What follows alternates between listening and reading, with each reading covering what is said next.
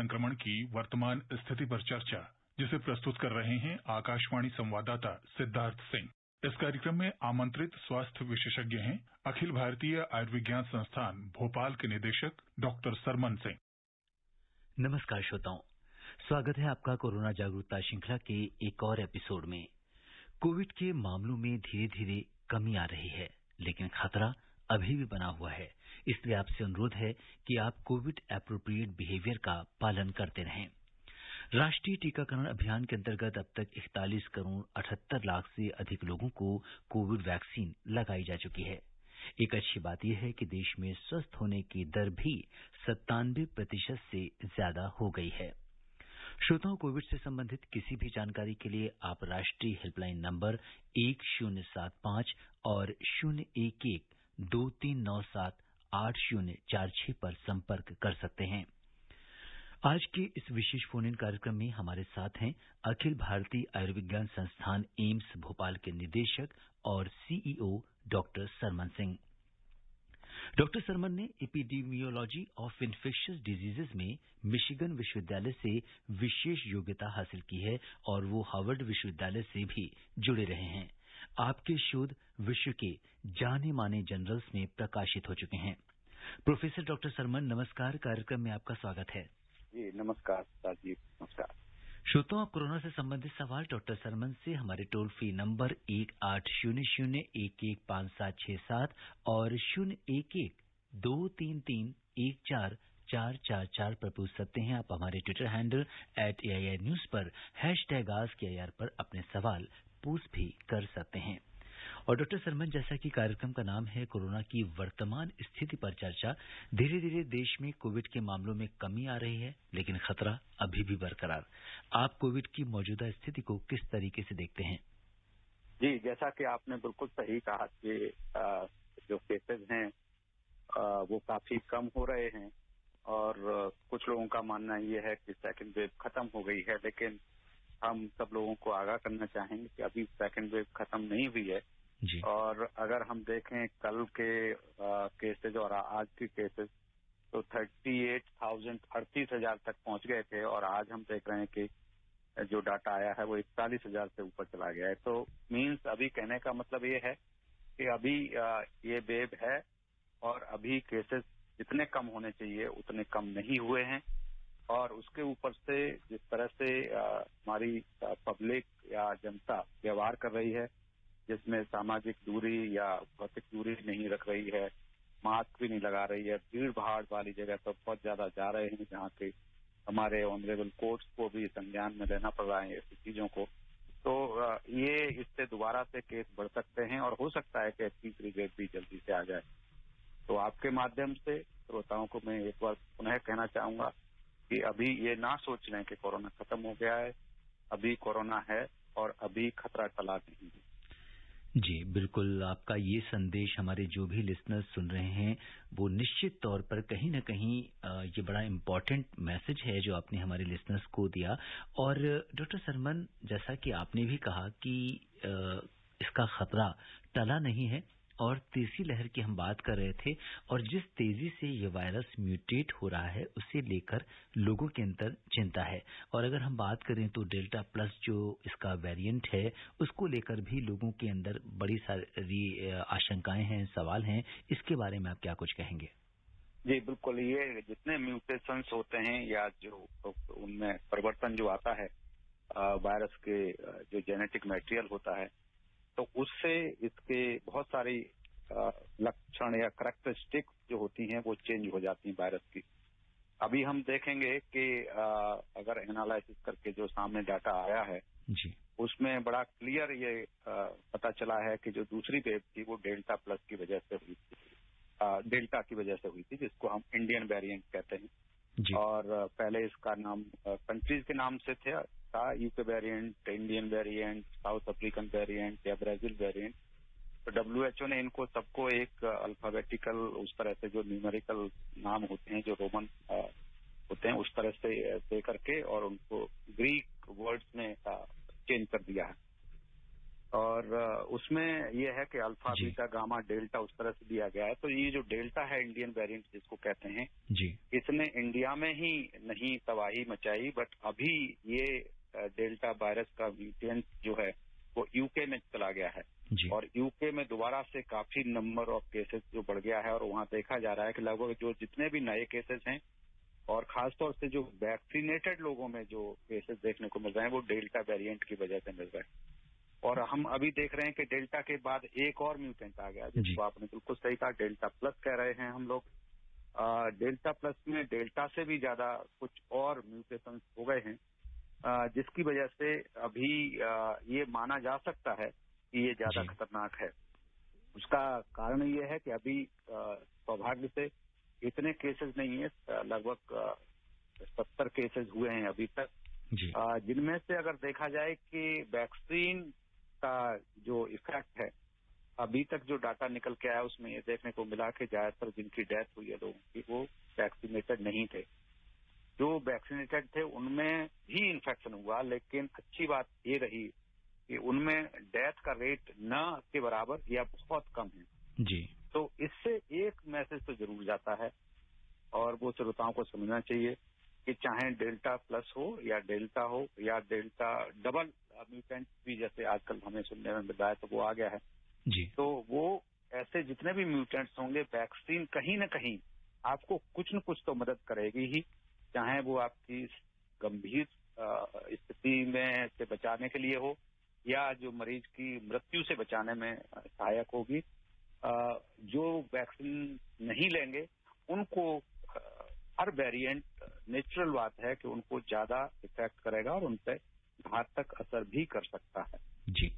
और डॉक्टर सरमन, बात करते हैं राष्ट्रीय सीरो सर्वे के चौथे चरण की, जिसमें ये कहा गया है कि देश में 67% से भी ज्यादा लोगों में एंटीबॉडीज मिली है, या हम ये कह सकते हैं कि जो 2/3 भारतीयों में एंटीबॉडीज डेवलप हो चुकी हैं।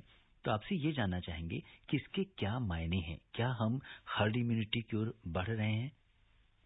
देखिए, अभी इसमें इस स्टडी का पूरा इस तरह से बताने में हो सकता है कि कुछ लोग और ज्यादा कंप्लेसेंट हो जाएं और ज्यादा निश्चिंत हो जाएं, तो मैं ऐसी भी कोई मैसेज नहीं देना चाहता जिससे कि लोगों में बिल्कुल भय ही खत्म हो जाए।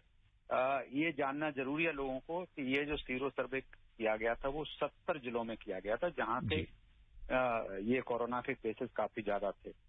तो ये एक अच्छा डाटा तो आया है, लेकिन इससे जितने भी श्रोतागण हैं ये निष्कर्ष ना निकाल रहे हैं कि 67% हो गया तो हमारी हर्ड इम्यूनिटी हो गई और हमको चिंता करने की जरूरत नहीं। दूसरी चीज, अभी इस स्टडी में जो हुई है तो इसका पब्लिक डोमेन में अभी ये स्टडी का डिटेल नहीं आए हैं। हमको ये भी देखना होगा अभी, और जब डाटा आएगा तो हम बता पाएंगे। अभी डाटा अवेलेबल नहीं है, आईसीएमआर ने पब्लिक डोमेन में नहीं किया है, तो हम ये भी बता पाएंगे जब डाटा आ जाएगा कि वैक्सीनेटेड में कितने % में था या अनवैक्सीनेटेड में कितने में था, सिंगल डोज वालों में कितनों में था और डबल डोज वालों में कितनों में था। तो ये जब डाटा आ जाएगा तब हमको पता चलेगा असली कि क्या हर्ड इम्यूनिटी का मतलब होता है जिनमें वैक्सीन नहीं लगी है और जिनको बीमारी भी सिग्निफिकेंट या सीरियस नहीं हुई है, तो और वो नॉर्मल रहते हुए, नॉर्मल वातावरण में रहते हुए उनको इन्फेक्शन हुआ और वो बिना अननोटिस्ड इन्फेक्शन चला गया, तो दैट उसको हम हर्ड इम्यूनिटी कहते हैं। तो इसके जो क्राइटेरिया हैं, अभी जब तक पूरी स्टडी नहीं आएगी और पूरी स्टडी को हम एनालिसिस नहीं करेंगे तब तक ये कुछ भी इससे निष्कर्ष निकालना मेरे ख्याल से अभी परिपक्व बात नहीं होगी। और मैं ये जरूर कहना चाहूंगा कि बताने के लिए दोबारा से लोगों को 70 डिस्ट्रिक्ट में किया गया है और ये जो डाटा है 70 डिस्ट्रिक्ट का है।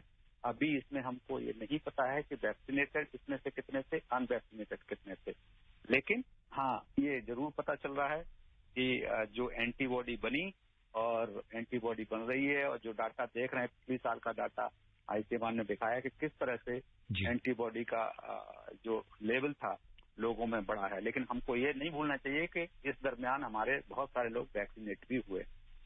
जी बिल्कुल।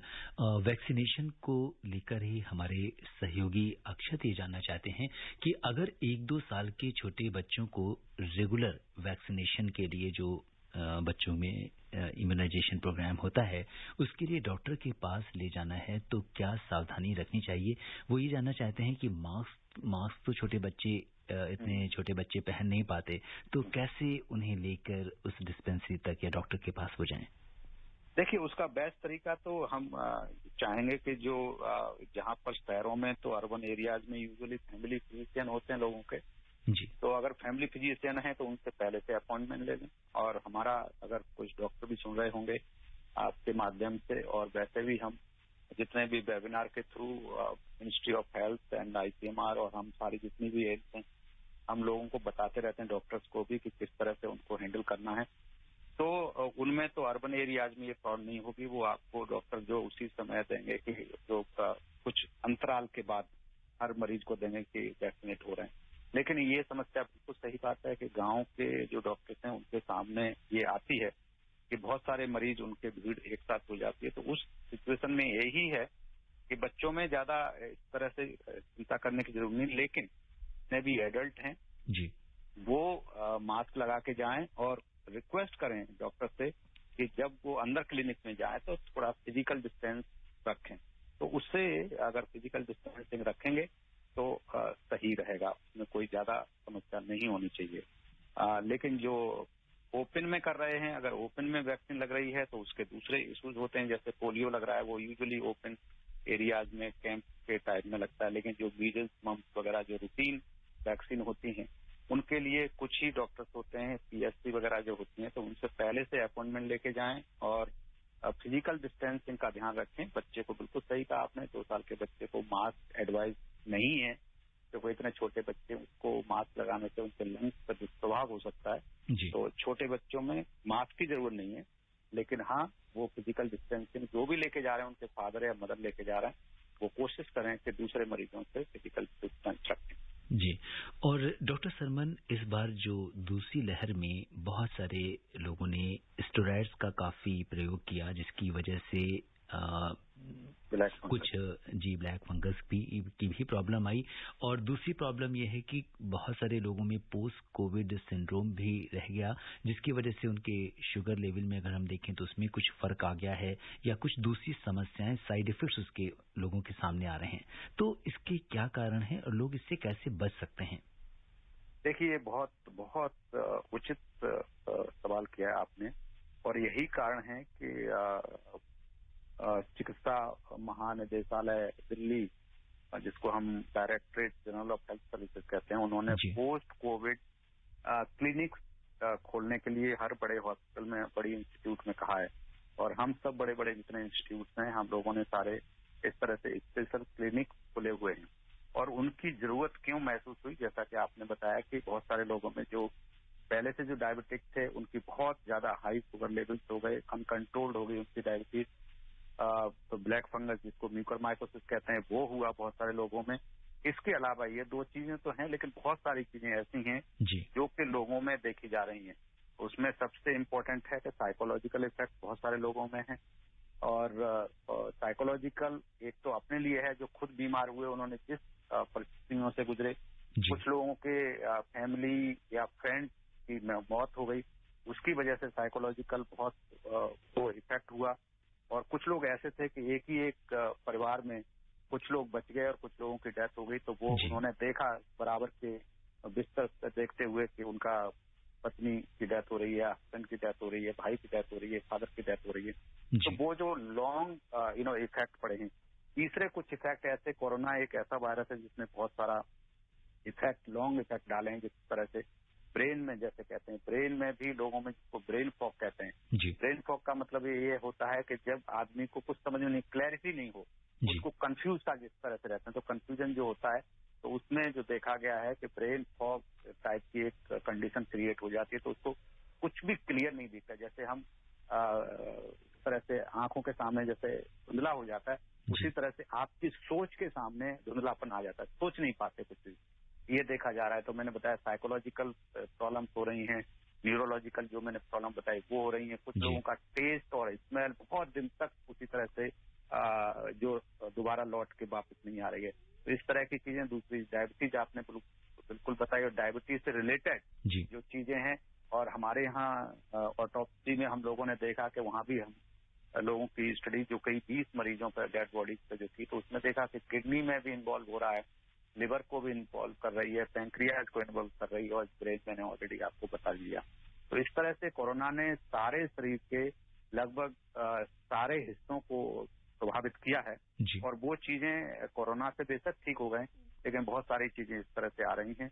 और जो बड़ी कॉमन सी एक और प्रॉब्लम है वो है कमजोरी। कमजोरी कई लोगों को बहुत दिन तक रह रही है। तो इसलिए ये सब जो क्लिनिक्स खोली जा रही हैं उनमें इसी तरह की सब चीजों के लिए हम लोगों ने ये इंतजाम किए हैं, किस तरह से मरीज को अटेंड कर सकें और उनको क्या क्या एडवाइस दे सकें, या कोई दवाई की जरूरत है अगर तो दवाई दे सकें। जी। और डॉक्टर सरमन, पूरे देश से श्रोता हमारे साथ कार्यक्रम में जुड़ रहे हैं अपने सवालों के साथ, और आज के हमारे फर्स्ट कॉलर हैं बेगूसराय बिहार के संजीव कुमार जी। संजीव जी नमस्कार, स्वागत है आपका कार्यक्रम में। नमस्कार जी, नमस्कार जी, बताइए क्या जानना चाहते हैं? मैं डॉक्टर साहब सरमन सिंह को भी नमस्कार करता हूँ। नमस्कार जी नमस्कार। सर मैं ये जानना चाह रहा हूँ जो मैं पहला नंबर तो मैं वैक्सीनेशन नहीं किया हूँ। वैक्सीनेशन नहीं लिया आपने? हाँ जी सर। अच्छा। और दूसरी बात, जो मैं खेतों में काम करता हूँ 2-4 जने के साथ, तो मेरे क्या सावधानी बरतनी चाहिए? देखिए, आपको कि आप अगर वैक्सीन बेशक नहीं ली है तो भी अगर आप गांव में रहते हैं और आपके गांव में कोई और दूसरा इन्फेक्टेड नहीं है, तो आप कोशिश करें कि आपके गांव में कोई नया मरीज नहीं आए। हमने हमेशा कहा है कि ग्राम पंचायतों को यहाँ बहुत बड़ा रोल है जी। और जितने ग्राम पंचायत के लोग हैं उनको ध्यान रखना चाहिए कि कोई भी रेड एरिया या जहाँ पर जो 5% से ज्यादा इन्फेक्शन रेट है, ऐसी जगह से आपका कोई रिश्तेदार आपके गांव में नहीं आए। दूसरी चीज मैं आपको ये भी एडवाइज करूंगा कि अगर आपके इलाके में जहां भी वैक्सीन मिल रही हो तो कोशिश कीजिए कि वैक्सीन आप लगवा लें तो अच्छा ही रहेगा। ये 2 चीजों का ख्याल रखेंगे तो मेरे ख्याल से आपको कोई चिंता करने की जरूरत नहीं। जो किसान लोग हैं वो वैसे ही उनकी इम्यूनिटी बहुत अच्छी होती है, तो आपको वैसे भी हमें लगता है कि कोई ज्यादा कोरोना का इफेक्ट नहीं होगा। लेकिन ये चीज ध्यान रखेंगे तो आप बिल्कुल 100% सेफ रहेंगे। वैक्सीन लगवा लीजिए और कोई भी इन्फेक्टेड एरिया से आपके इलाके में नहीं है तो इस चीजें जरूर ध्यान रखें। जी। और जो श्रोता हमसे अभी भी जुड़े हैं उन्हें बता दें कि कोरोना जागरूकता श्रृंखला के आज के इस विशेष कार्यक्रम में हिस्सा ले रहे हैं अखिल भारतीय आयुर्विज्ञान संस्थान एम्स भोपाल के निदेशक और सीईओ डॉक्टर सरमन सिंह। आप डॉक्टर सरमन से हमारे स्टूडियो के टोल फ्री नंबर 1800-115767 पर कोरोना से जुड़े सवाल पूछ सकते हैं। और अब रुक करते हैं उत्तर प्रदेश में बलरामपुर का, जहां से शारदा प्रसाद ओझा जी कार्यक्रम से जुड़ गए हैं। हेलो जी, शारदा प्रसाद जी नमस्कार। सर जी नमस्कार। सिद्धार्थ सिंह जी, मेरा ऐसा छोटा आदमी का मैं खुद नमस्कार करने वाला सर। नहीं, ऐसी कोई बात नहीं है। आप लिसनर्स हैं तो हम लोग हैं। बताइए क्या जानना चाहते हैं? जी सर, हम बहुत पुराना श्रोता हूँ, आपसे बहुत बार आप फोन लगाया। मैं जो है बलरामपुर से बहुत बार आप उठाया भी है। जी। तो मैं दोनों कोविड लगवा लिया है सर। बहुत बढ़िया किया आपने जी। तो और जो है और बहुत से आदमी भी बोल रहा है कि नहीं मैं तो मर जाऊंगा, लेकिन मेरा सर मुंह एकदम कड़वा, वो स्वाद एकदम वही वैक्सीन वाला। सर्दी बहुत बुरा है, इसीलिए फोन लगा दिया सर। अच्छा, तो आपके मुंह का टेस्ट ठीक नहीं है वैक्सीन लगवाने के बाद? मुंह में जो है वैसा कड़वापन जैसा वो एक स्वाद रहता है। मेरे दोनों वैक्सीन में लगवाया सर। जी बिल्कुल। डॉक्टर सरमन क्या कहेंगे इस बात पर? जी ओझा जी, पहली बात तो ये है कि मैं बहुत बहुत बधाई देना चाहूंगा कि आपने दोनों वैक्सीन लगवा ली, और आपके इस स्टेप से आपके जितने भी दोस्त और जो भी आपको सुनने वाले आज जो सुन रहे होंगे और वैसे भी जो आपसे बात करते होंगे, मुझे उम्मीद है कि आपसे उत्साहित होकर के आपके प्रयास को देखकर उत्साहित होंगे और वो भी वैक्सीन लगवा लेंगे। जहां तक सवाल है कि आपके मुंह में कड़वा है, मुझे नहीं लगता ये वैक्सीन की वजह से होगा, लेकिन अगर फिर भी है तो ये थोड़े दिन में, अगर वैक्सीन की वजह से है तो थोड़े दिन में ठीक हो जाएगा। लेकिन यूजुअली इस तरह की चीजें, कड़वापन यूजुअली नहीं, हमारे संज्ञान में नहीं आया कि कड़वापन रहता है। और आपको दूसरी कोई प्रॉब्लम अगर होती है, यूजुअली जो वैक्सीन जिनको लगती है उनमें दर्द रहता है, कुछ लोगों में फीवर भी थोड़े दिन तक रह सकता है, या किसी में भूख का कुछ कम हो जाती है, किसी में ज्यादा भी हम सुनने में मिला है, कुछ लोगों को भूख ज्यादा हो जाती है, या किसी में एलर्जी हो जाती है, खुजली होने लग जाती है। ऐसी चीजें छोटी मोटी आती हैं, बट जो आपका टेस्ट कड़वा हो रहा है तो ये बड़ा नेचुरल हो सकता है कि वैक्सीन से, कोविशील्ड से हो गया हो, लेकिन इसमें कोई चिंता करने की जरूरत नहीं। आप आजकल तो आप बहुत मीठी मीठी चीजें आ रही हैं, तो आप खाइए और थोड़े दिन में ये भी ठीक हो जाएगा। जी। और डॉक्टर सरमन, अगर हमें वैक्सीन से, क्योंकि होता क्या है कि अगर वैक्सीन लेने के बाद किसी को किसी अन्य वजह से भी कोई प्रॉब्लम होती है तो लोग उसको वैक्सीन से रिलेट करके देखते हैं और सोचते हैं इसकी वजह से ही। तो हम अगर एक मोटी मोटी बात करें कि वैक्सीन लगवाने के बाद किस तरह की आमतौर पर एलर्जीज देखी जाती हैं? देखिए, यूजुअली जो मैं बताऊंगा उनके अलावा जितनी चीजें हैं वो बड़ी रेयर, या जो बिल्कुल आपने सही कहा कि वो लोग कोरिलेट कर लेते हैं, बट बेसिकली जो वैक्सीन की वजह से जो होती हैं, जो कॉमनेस्ट है वो जहां पर इंजेक्शन लगता है वहां पर दर्द होना कई दिन तक रह सकता है, दूसरे तीसरे दिन तक बुखार आ सकता है, या फिर जो एलर्जी हो जाती है, खुजली हो सकती है लोगों में, ये देखा गया। ये जो 3 सबसे बड़े कॉमन चीजें हैं वो हो सकती हैं। कुछ फीमेल्स में ये देखा गया है कि कुछ महीना चढ़ जाता है उनको, ये हो सकता है। पेट में कुछ लोगों को देखा गया है कि लूज मोशन भी हो सकता है 1-2 दिन के लिए, लेकिन वो अपने आप नॉर्मली जो ठीक हो जाता है। उसके लिए कोई बुखार के अलावा और दर्द के अलावा और किसी चीज के लिए आपको दवाई लेने की जरूरत नहीं है। अदरवाइज ये बहुत ज्यादा हो गया, जैसे लूज मोशन बहुत ज्यादा हो गया तो उसकी दवाई लेनी पड़ेगी। हो सकता है आपको कि लिक्विड भी चढ़वाना पड़े, या फिर एलर्जी हो गई तो एंटी एलर्जिक ले सकते हैं। लेकिन इसके अलावा बाकी जितनी चीजें हैं वो यूजुअली, जो बिल्कुल जैसा कि आपने कहा, लोग कोरिलेट कर लेते हैं और वो जरूरी नहीं कि इसकी वजह से, जैसे कुछ बहुत सारे लोग कहते हैं मुझे टांगों में दर्द होने लग गया या इस तरह से होने लग गया, तो वो यूजुअली किसी दूसरे कारण से चीजें हुई होती हैं, लेकिन कोरिलेट कर लेते हैं। बट अदरवाइज कॉमनली जो देखा गया है, अक्सर जो देखा गया है, ये 3-4 चीजें ही मोस्ट कॉमन होती हैं जो लोगों में होती हैं। बिल्कुल। तो ये तो बात थी कि कुछ लोगों ने कोरिलेट किया, लेकिन बात ये भी है कि हमारे एक श्रोता ने अभी भी हमें ईमेल किया और वो ये कह रहे हैं कि वैक्सीन लगवाने के बाद उन्हें कोई साइड इफेक्ट नहीं हुआ। तो क्या वो समझें कि वैक्सीन कितनी इफेक्टिव थी? क्योंकि उनके जो फ्रेंड्स हैं उनको फीवर की प्रॉब्लम हुई तो उन्हें लगा कि हाँ, वैक्सीन लग गई है, अब काफी इफेक्टिव है और इम्यूनिटी डेवलप हो गई है। हाँ, ये कुछ लोगों में होता है। साइंटिफिकली इन्होंने शायद गूगल पे कहीं पढ़ा हुआ होगा, मुझे लगता है, क्योंकि उसमें इम्यूनिटी जो शरीर की होती है, इम्यून सिस्टम जब उसको कोई चैलेंज बाहर से करता है तो सिस्टम जब आता है तो उसमें ये देखा गया है कि उसमें फिर ये जब रिएक्ट करती है हमारी बॉडी, तो रिएक्शन के बाद कुछ न कुछ उसमें सिम्टम आते हैं। तो ये नॉर्मल फिनोमेना है, लेकिन अगर कोई सिम्टम नहीं आए तो इसका मतलब ये नहीं है कि बॉडी ने आपकी ने रिएक्ट नहीं किया, वो आपकी एंटीबॉडी फिर भी बनी होंगी। और ये धारणा ठीक नहीं है बिल्कुल कि अगर किसी को दर्द नहीं हुआ या बुखार नहीं हुआ या कुछ नहीं हुआ तो उन पर वैक्सीन काम नहीं करे, ये जरूरी नहीं है। बिल्कुल आपको मुझे पूरा विश्वास है कि आप में भी वैक्सीन ने उतना ही इफेक्ट डेवलप किया होगा जितना कि किसी दूसरे ने किया होगा। जी। और डॉक्टर सरमन, हमारे एक श्रोता ने हमें मेल से ये पूछा है कि उन्होंने वैक्सीन की पहली डोज लगवा ली है, दूसरी डोज लगवाने तक कितनी इम्यूनिटी डेवलप हो जाती है एक वैक्सीन की डोज लेने के बाद? देखिए, ये काफी बहुत सारे लोग इस प्रश्न को पूछते हैं और ये बड़ा स्वाभाविक भी है। यूजुअली देखा गया है कि कोविशील्ड या कोवैक्सीन है, पहली एक वैक्सीन से कुछ लोगों में बहुत कम होता है, ना के बराबर होता है, लेकिन अक्सर लोगों में देखा गया है कि लगभग 33 से 35% लोगों में कुछ न कुछ इफेक्ट आया होता है। लेकिन ये इफेक्ट इतना कम है कि एक वैक्सीन का या तो आपको नेचुरल इन्फेक्शन हो गया हो, कोरोना हो गया हो, उसमें एक वैक्सीन पहले लग गई हो और फिर कोरोना हो गया हो, तो वो आपको बूस्टर का काम करेगा। जो नेचुरल इन्फेक्शन हुआ है तो आपको बहुत अच्छी एंटीबॉडी बन जाएगी और आप प्रोटेक्टेड रहेंगे। या कुछ लोगों में पहले कोरोना हो गया है तो 3 महीने बाद अगर आपने वैक्सीन लगवा ली तो उसमें भी बहुत अच्छा इफेक्ट 2 वैक्सीन के बराबर आ जाएगा। लेकिन एक वैक्सीन लगा के छोड़ देना ये उचित नहीं है और इसकी हम सलाह भी नहीं देते, बिकॉज वो इफेक्ट है वो इतना कम है, लगभग 33% 34% के अराउंड है, तो उसको हम कभी सलाह नहीं देंगे कि एक वैक्सीन लगवा करके आप छोड़ दें। दूसरी वैक्सीन जो एक्चुअली बूस्टर का काम करती है वो जरूर लगवाएं। जी। और डॉक्टर सरमन, हमारे एक श्रोता ये जानना चाह रहे हैं कि उनका जो शुगर लेवल है वो काफी बढ़ा हुआ है, तो क्या ऐसे में वो वैक्सीन ले सकते हैं?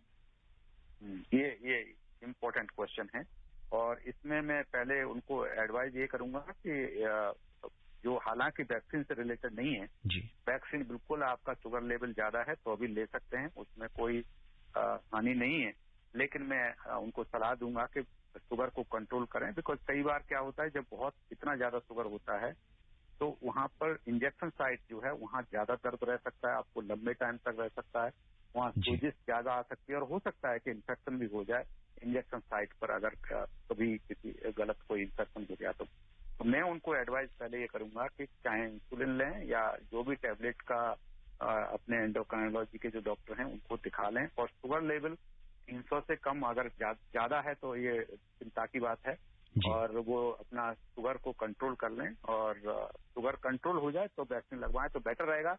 लेकिन इसका मतलब ये नहीं है कि अगर कंट्रोल नहीं हो रहा तो वैक्सीन नहीं लगवानी है, तो भी लगवा सकते हैं, लेकिन एडवाइजेबल रहेगा कि वो अगर अपने शुगर को कंट्रोल कर पाए तो वैक्सीन के लिए भी अच्छा रहेगा, वैक्सीन के असर के लिए भी और वैसे भी आपके स्वास्थ्य के लिए भी अच्छा रहेगा। बिकॉज अनकंट्रोल्ड डायबिटीज तो आपको बहुत सारी और भी बीमारियां पैदा करती है, तो इसलिए डायबिटीज कंट्रोल करना बहुत जरूरी है। बिकॉज उसी की वजह से ब्लैक फंगस हो सकता है, दूसरी किडनी खराब हो सकता है, आंखें खराब हो सकती हैं और बहुत सारी प्रॉब्लम, स्किन में अल्सर हो सकते हैं, इंजेक्शन साइट पर इन्फेक्शन हो सकता है, बुखार ज्यादा आ सकता है, बहुत सारी कॉम्प्लिकेशन और हो सकते हैं। तो मैं सबसे पहले उनसे चाहूंगा कि वो शुगर कंट्रोल कर लें।